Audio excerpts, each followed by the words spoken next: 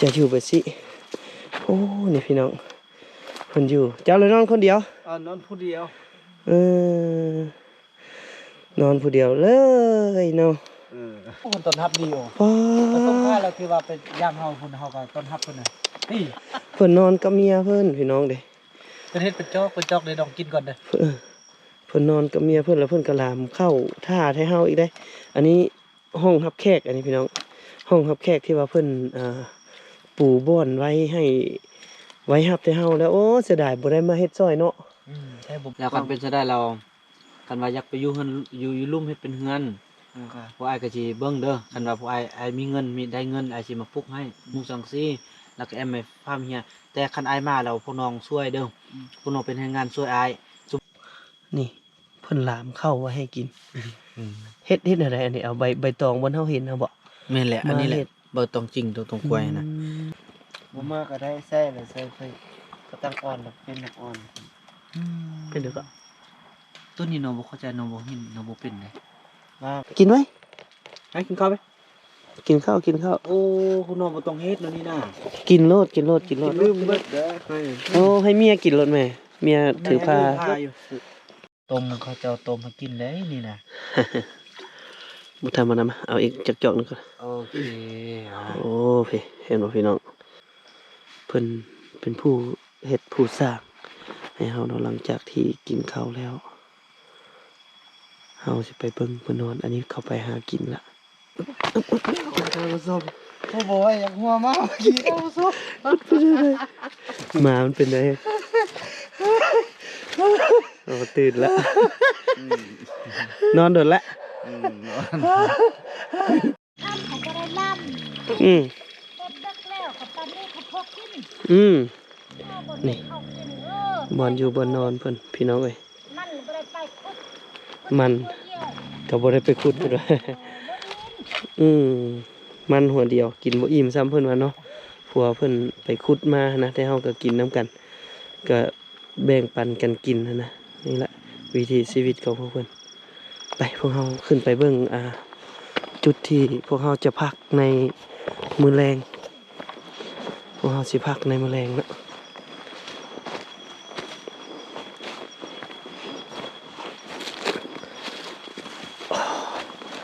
โอ้เขาเจ้าก็ใส่ชีวิตอยู่แบบนี้เลยพี่น้องเอ้ย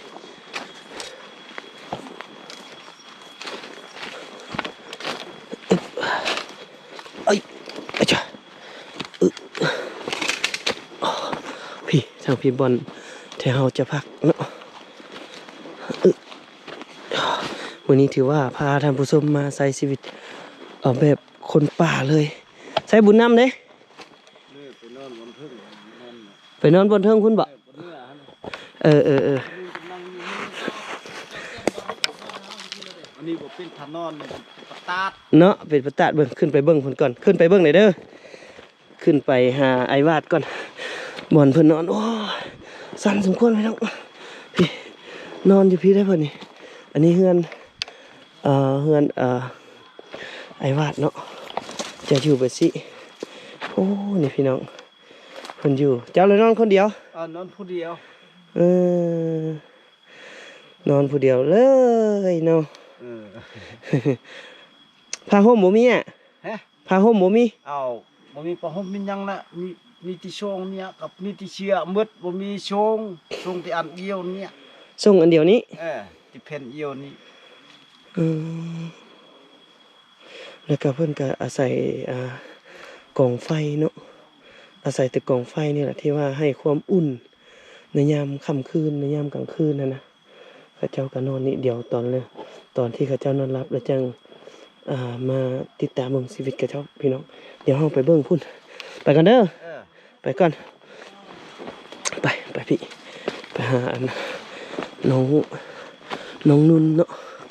ที่เพิ่นเตรียมบ่อนอยู่ให้เฮาเพิ่นเว้าสายเฮานอนสาย นี่เขาเจ้าเกี่ยมบอลเรียบร้อยคนเฮาเรียบร้อยปูเรียบร้อย ปูให้เรียบร้อยขอบใจป้าดพุ่นน่ะเพิ่นอุ้ยเพิ่นตอนรับแล้วนี่ ขุดให้อีก ขุดแล้วก็ต้มน้ำท่าอีก โอ้ต้มน้ำท่าอีกพี่น้องพี่นะ เฮาคนต้นทับดีโอ้ ป้า แล้วต้นข้าเราคือว่าเป็นย่ามเฮาคุณเฮากับต้นทับคุณน่ะนี่ล่ำเข้าท่าอีกไอ้ อ๋อลามเข้าพุ่นน่ะ เพิ่นนอนกับเมียเพิ่นพี่น้องเด้ เป็นเฮ็ดเป็นจอกเลยลองกินก่อนเด้อ เพิ่นนอนกับเมียเพิ่นแล้วเพิ่นก็ลามเข้าท่าให้เฮาอีกได้ อันนี้ห้องรับแขกอันนี้พี่น้อง ห้องรับแขกที่ว่าเพิ่นปูบ้อนไว้ให้ไว้รับให้เฮาแล้วโอ้เสียดายบ่ได้มาเฮ็ดซอยเนาะ ให้บ่บอกเด้อ บ่บอกเดี๋ยวเลยฉันกับเฮาก็มาเฮ็ดซอยเพิ่นอันนี้ก็เป็นบ่อนอยู่บ่อนนอนที่เฮาที่เพิ่นเฮ็ดเป็นบ่อนรับแขกโอ้เพิ่นหากระขุดเลยเด้นี่พี่น้องเด้เพิ่นหากระขุดให้มันเพียงแล้วก็ให้พวกเฮานอนอยู่นี่เดี๋ยวเพิ่นก็นอนกับเมียเพิ่นสุดยอดน้ำใจ ดีจ้ะอันนี้แหละขอบใจน้องเลยมีหยังก็ฮักแพงกันอันนี้เด้อ เพิ่น คัน แหละ น้องได้ออกไปพุ่นก็โทรหาอ้ายโทรศัพท์กับเมียอ้ายซื้อให้แล้วก็อยากกินข้าวกินน้ำก็โทรบอกไปเอามาให้เด้อ ดึกเป็ดเบิดนะบ่ร้อนไปซากนะ เราเราจังหาโซลาร์เซลล์ที่ว่าอันน่ะสามารถชาร์จแบตได้ อืม มาตอนเด้ออดเอาก่อน บ่อาจสิซอก ว่าสิชอบละ คนใจดีเด้อเดี๋ยวมาช่วยเด้อเกี่ยวกับอันไฟบ่ทันได้ไปซักคุณน่ะซักพี่เอา ซากนี่เอาสบาย อืม ไปซากเข้าแล้วเว้ยเบิ่งไฟเบิ่งน้ำเข้าเฮ็ดเนาะ แล้วกันเป็นซะได้เรากันว่าอยากไปอยู่เฮือนอยู่ลุ่มเฮ็ดเป็นเฮือน ค่ะ พวกอ้ายก็สิเบิ่งเด้อคันว่าพวกอ้ายมีเงินมีได้เงินอ้ายสิมาปลุกให้มุงสังซี่แล้วก็แอมให้ฟาร์มเฮียแต่คันอ้ายมาแล้วพวกน้องช่วยเด้อพวกน้องเป็นแรงงานช่วยอ้ายสมมุติอ้ายบอกเอาป้อมไม้สินะอ้ายป้อมไม้หรือเอาเลื่อยมาสิต้อง โอ้นี่เพิ่นหลามเข้าไว้ให้กินเฮ็ดอะไรอันนี้เอาใบตองบนเฮาเห็นนะบ่ แม่นแหละอันนี้แหละ มาเฮ็ด บ่ต้องจริงต้องกล้วยนะต้องจริง อ๋อนี่ อันนี้บ่เข้า แม่นแหละที่เพิ่นต้อนรับเฮาอ้าย โอ้ ก็เป็นเฮาฟังเฮามันได้นี่ อืมเฮ็ดแนวเด้ออันนี้ อันนี้เฮ็ด ต้ม บ่สุกว่าละเฮ็ดให้แล้วกันซื้อสิบัง บ่อันนี้นี่เอามาต้มเอาบ่ ก็จะสะบังอ้าย ใส่บังเอา ลักษณะว่ามันใส่ซองคอนบ่แล้วเฮาเลาะคอนนึงแล้วเอาน้ำใส่ลุ่ม มาละตัดปองนี่ปองนี่ ใส่ อันนี้เป็นลำไฟไหม้หมดเลย อ๋อบ่เห็นวิธีตอนเขาจะเฮ็ดพี่น้องเลย บ่เห็นตอนเขาเจ้าเฮ็ดหลามซ้ำเข้า อันเอาข้าวเหนียวมาดิดักมาสนามบ่ บ่มากก็ได้ใส่เลยใส่ไฟก็ตั้งอ่อนแล้วเป็นน้ำอ่อน เป็นเด้อก็ ตัวนี้น้องบ่เข้าใจน้องบ่เห็นน้องบ่เป็นเลย มาเอาเข้าซื้อต้องนี่แล้วก็หบ เราใส่กระบัง ซื้อข้าวปังแล้วตัก เอาน้ำใส่บ่ น้ำใส่ให้ใส่แล้วก็ปะไว้หั่นเพิ่งเติมแล้วค่อยลำเผาไฟ โอ้มีน้ำมีเนื้อพร้อมโอ้ คล้ายๆกับหมาไว้เนาะ ก้อนนี้ขนาดนุ่มขนาดเลย น้องเป็นหลามมาให้เราหอมเนาะ การบ่มีของกลับมื้อนี้ กินแบบคนป่า มีหมดปลาน้องก็กินแล้ว บ่กินนั่นก็บ่กิน น้องยังบ่กิน เป็นหยัง นั่นบ่กิน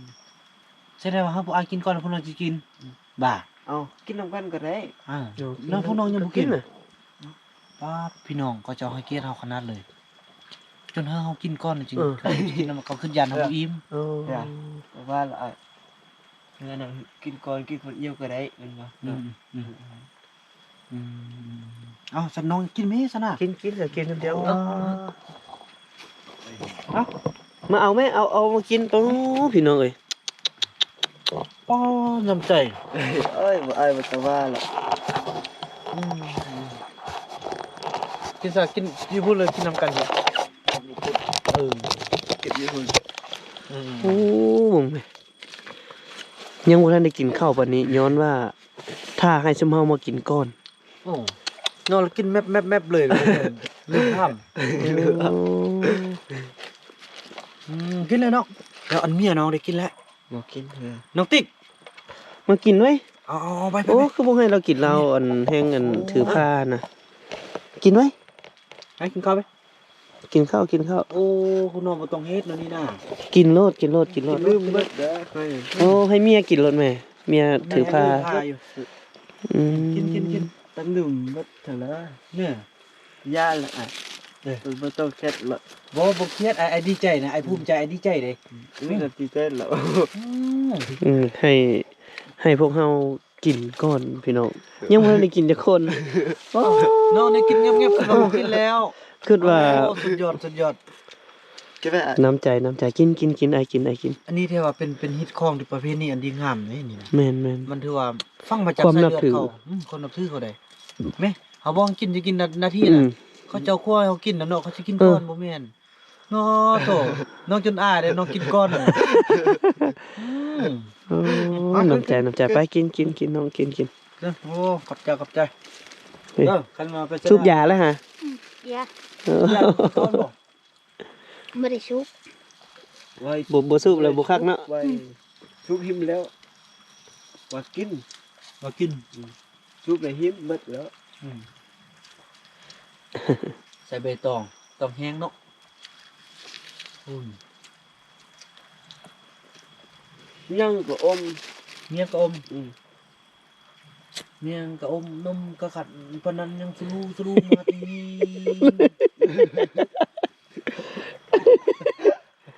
ปานหีมันคงหอมนี่มันคือกี่เกียวในบ้าน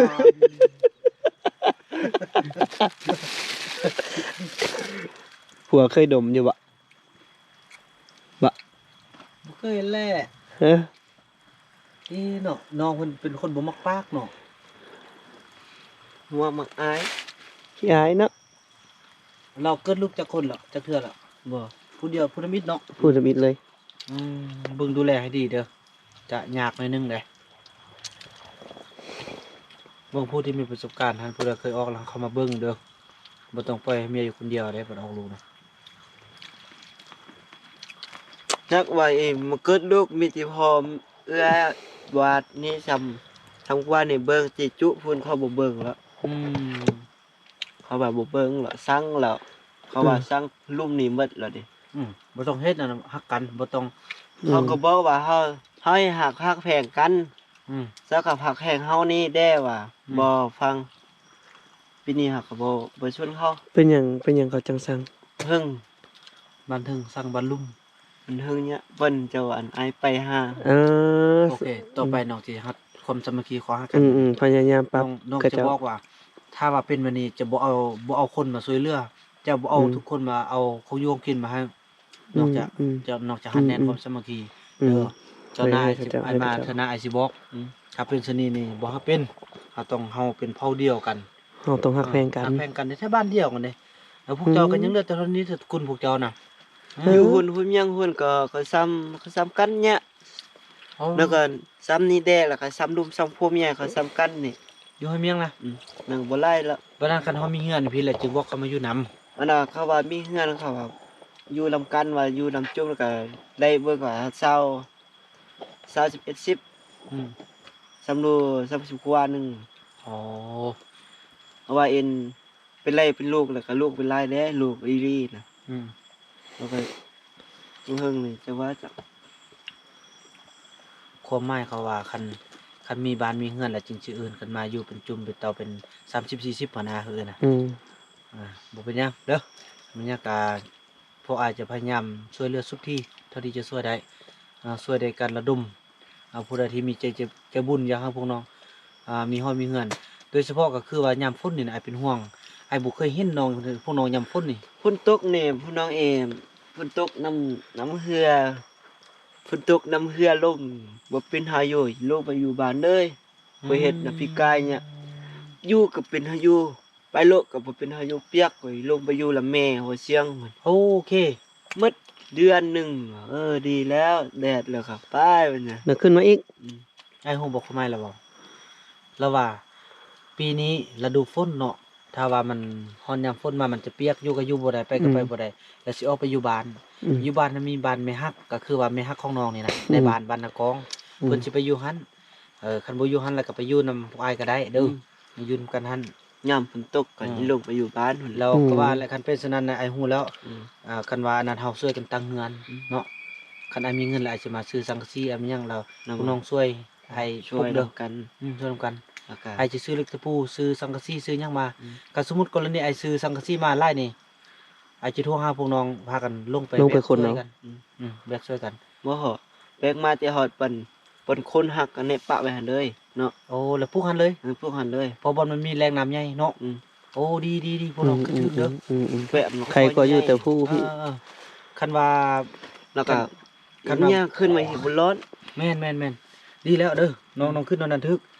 อีกอย่างตึมจักหน้อยน้องก็มีเมียของน้องก็มีลูกแล้วน้องจะลำบากที่สุดใดกันอยู่หันหม้อนี่สิแล่นไปหาบ่อายก็ได้ ได้ อืม เอาของกินเอาหยังมาส่งก็ง่าย นี่ มันอยู่หม้อนะ มันบ่ร้อนน้องเมื่อย เมื่อยเพื่อนก็ย่างกลับไปกลับมาก็เมื่อยสักแบตสักโคมก็เมื่อยคือกัน นะฉะนั้น วันนั้นแหละพี่น้องเอ้ยก็เพิ่นก็เริ่มเข้าใจแล้วนะว่าคำว่าความลำบากมัน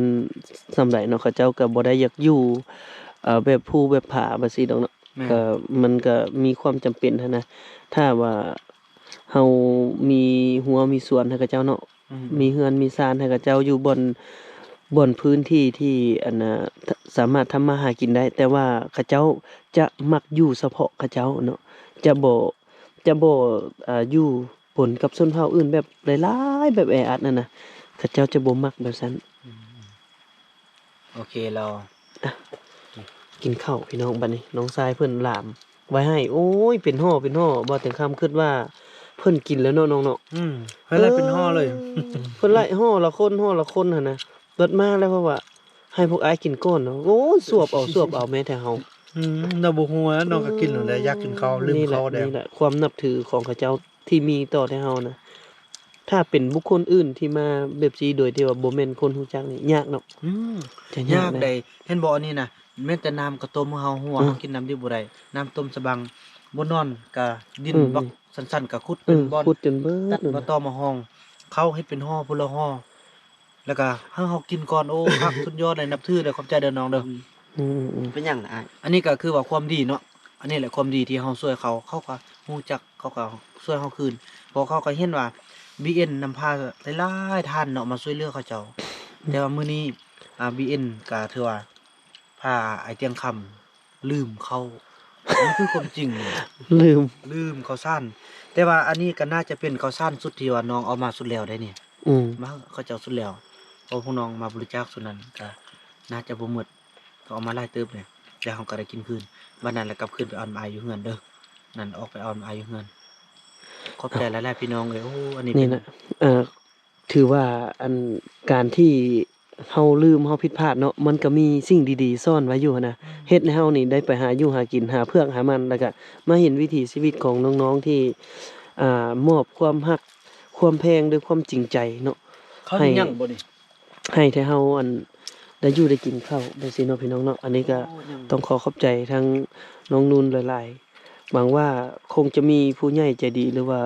ผู้ที่สามารถอุปถัมภ์ค้ำสู้ช่วยเหลือครอบครัวเหล่านี้ให้ได้เนาะพี่น้องเนาะจำนวนก็ตามที่พวกเราได้รายงานไปในคลิปก่อนก็คือ18คนผู้หญิง8คนพี่น้องเอ้ยในจำนวน18คนนี้นี่ก็ถ้าแบ่งเป็นครอบครัวก็น่าจะฮอด10เนาะ อืม น่าจะฮอด10แต่ว่ายังบ่ทันได้จำแนกให้ท่านผู้ชมได้ละเอียด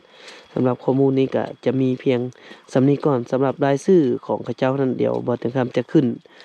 เป็นรายชื่อให้เลยว่ามีชื่อหยังแน่เนาะแต่ว่าชื่อของเขาเจ้านี่จะบ่คงที่เนาะ แม่น จะเปลี่ยนไปเรื่อยๆอะนะจะเปลี่ยนไปเรื่อยๆเนาะวิถีชีวิตของเขาเจ้า อันนั้นคือห้องนอนที่เฮาได้หาพี่น้องห้องรับแขกเพิ่นหาก็เฮ็ดให้ได้เฮามื้อนี้แหละ ก็เป็นเกียรติอย่างยิ่งที่ได้มาใช้ชีวิตแบบนี้เนาะพี่น้องเนาะนี่เมียเพิ่นก็มาอยู่พี่เขาเจ้าจะนอนอยู่นี่เอ้ากินข้าวก่อนพี่น้องเอ้ยอันเนาะสำหรับคลิปนี้ในค่ำคืนนี้ก็จะได้เห็นวิถีชีวิตการใช้ชีวิตของทีมงานพวกเราโดยเฉพาะเมนมาอยู่กับน้องๆที่เพิ่นรับตอนพวกเราได้เป็นอย่างดีเท่าที่เพิ่นมีนี่ซ้ำนี้นี่ถือว่าดีสุดยอดเลยนะพี่น้อง จากข้าวที่มีกินซ้ำนี้เนาะแล้วเฮ็ดหลามไว้ให้พวกเราก็ย้อนคิดเห็นคุณงามความดีที่มีต่อกัน ความสามัคคีความฮักหอมระหว่างเผ่าต่อเผ่าโดยเฉพาะพวกเฮานี่เนาะปกติพวกเขาเจ้านี่จะบ่ไว้วางใจผู้ใดแบบจะไว้วางใจเขาเจ้าคือกับ BN เนาะ BN นี่ถือว่าสุดยอดละเดี๋ยวจักหน่อยก็สิได้แต่งตั้งเพิ่นมาเป็นนายบ้านอยู่พี่แล้วพี่น้องเอ้ย ในการช่วยเหลือพวกเพิ่นเนาะสำหรับคลิปนี้มาเท่านี้ก็เดี๋ยวปิดท้ายด้วยภาพบรรยากาศเลาะเบิ่งพวกเพิ่นนอนในตอนกลางคืนเนาะสำหรับคลิปนี้มาเท่านี้บอกแต่คำพร้อมด้วยทีมงานลาท่านผู้ชมไปก่อนพบกันใหม่คลิปหน้าขอบใจบ๊ายบาย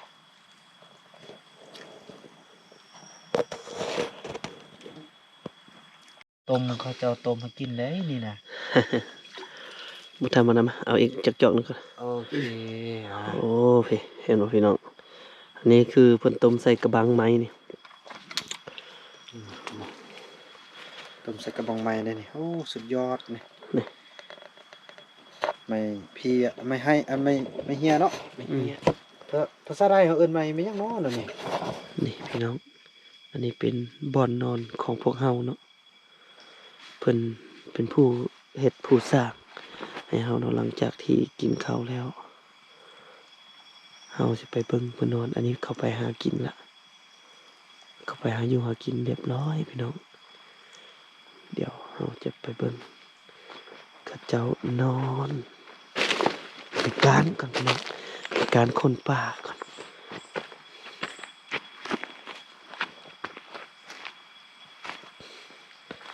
ไปการคนป่า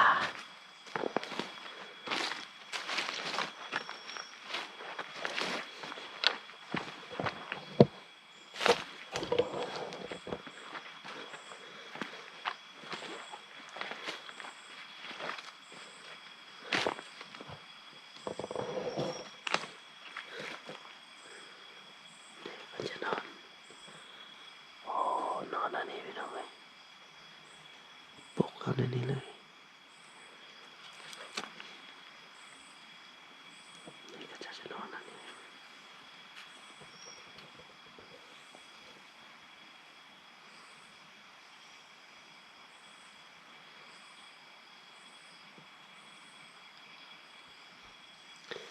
แล้วเขาจะก่อกองไฟไว้ไปสิเพื่อให้สร้างความอบอุ่นให้กับเจ้าเนาะกับเจ้านอน เดี๋ยวเราไปเบิ่งอีกครอบครัวหนึ่งเราจะบ่ปากดังหน่อยกับเจ้าสิรบกวนกับเจ้านอนเนาะไปไปน้องไปไปทางนี้โอ้สั่นขนาดไปน้องลงนี่เลยโอ้สั่นสุดยอดเลย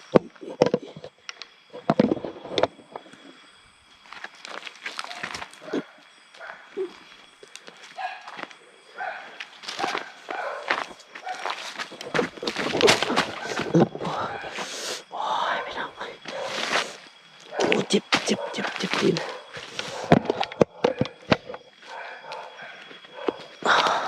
เดี๋ยวเขาสิไปการคนป่าอีกเนาะว่าเขาเจ้านอนอะไร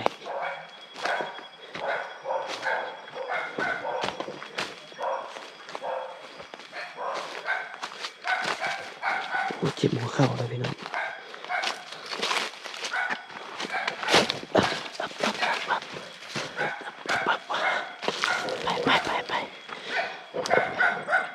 ไปเป็นจังเลย มาตื่นนักเดี๋ยว ฮะ มาตื่นนัก แล้วเขาตื่นนอนละ ตื่นเนาะ โอ้ย บ้าเนี่ยไปเบิ่งคลิป มา ไปเบิ่งคลิปเลยสิหาเบิ่งเด้อ เพิ่งตื่นแล้วพี่น้องเอ้ยเดี๋ยวเราจะบ่ไปซะเนาะเพราะว่ามันมีหมาหลายไปเอากลับซะครอบครัวเลยโอ้เสียดายตัวหมาเนาะไปเอากลับที่พักเอากลับที่พักซะเดี๋ยวไปเบิ่งคลิปน้องBN โอ้เพิ่นถ่ายมาได้ เพิ่นถ่ายมาแล้ว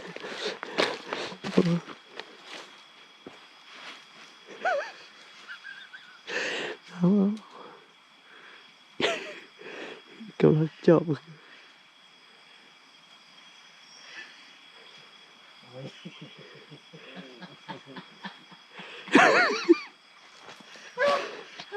ตื่นแล้ววะ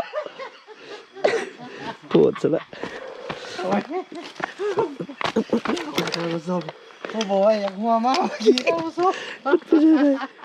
หมามันเป็นไงเราตื่นแล้ว นอนโดนละ อยากหัวมาก เอารับเด้อโอเค เนาะบ่รบกวนเลยเด้อไปกัน เอ้าตีนเนี่ยคันนี้โอ้อันนี้เพิ่นกั้นบ่ให้ตีนทึกไฟได้ดีเลย แม่นบ่กันตีนไว้ทึกไฟมา เนี่ยอันนี้กั้นตีนเด้พอกันฮดนี่ มัน เพิ่น ไหม้ มีแล้ว เนาะ มันใส่ไฟเลย ตีนยุบแล้วเนาะ นอนโอเค พักก่อนซะ เข้า น้ำ ใจ โอ้ยมาเฮาแล้วมาเลยแม่นบ่ไปพี่น้องเฮากับทานซะ ไปเบิ่งคลิปน้องๆเด้อ ไปเบิ่งคลิปกัน พูดมาผิดบาท โอ้ยอย่างอยู่บ่อยู่แล้วมันเฮาเนาะเพิ่นมีหมาป้องกันพี่อันนี้คือบ่อนอนเฮาอันนี้นี่พี่น้องบ่อนอนเฮา เนี่ยเพิ่น ใส่ เอาเมียเพิ่นไปเช่าอ่ะ จักจังไปใส่น้ำ มันเป็นลีนอนซื้อนะมันยันเท่ากลุ่มที่หม้อลมครับหมูบักดีเฮ้ยเฮ็ดจังนอ เหมือนมันหนีไปนอนป่าแล้วบ่ เชื่อ ยังไปนอนป่าแล้วเบิ่งใส่ มึงเด้อ น้อง เบิ่งก่อนพี่น้อง โอ้ย เบิ่ง บ้า ก่อนเบิ่งคลิปที่น้อง BN เพิ่น ไก่เข้ามาแล้วเนาะแต่ปัญหาแต่ยันแต่ เอาล มาง จะเอา เอาลง ก่อน ขวางเอาลงขวาง คือน้องเว้าเลยบรรหาแต่ยันแต่มาโคอันมาตื้นน่ะนะ มาไปว่างั้นเนาะ เห็นบ่เด้อมอยไปมาไปแล้วมามันนอนออมนะก็ใส่ตีนย่องไปแล้วบัดนี้บัดนั่นแล้วว่าย่องขึ้นบ่เดียวบ่น่ะอันนี้มอยแล้วได้ตอนนี้บ่ปากเลยตอนนี้เห็นบ่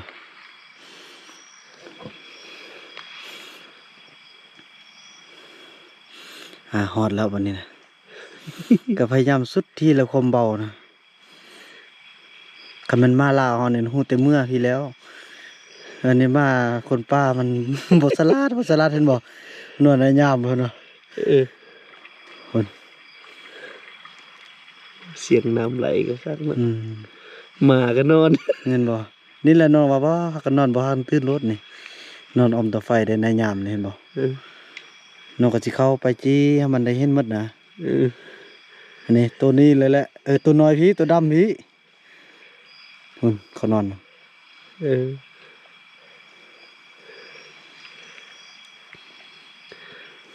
เห็นบ่นอนดีขนาดคอยย่องมาได้หุ่น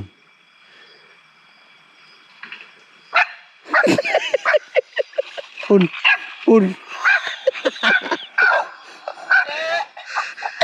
ตื่นแล้วกันโอ้เอาไปทำกันสิประมาณนั้นเนาะคลิปที่พวกเราไปถ่ายมาก็ขอบใจหลายๆ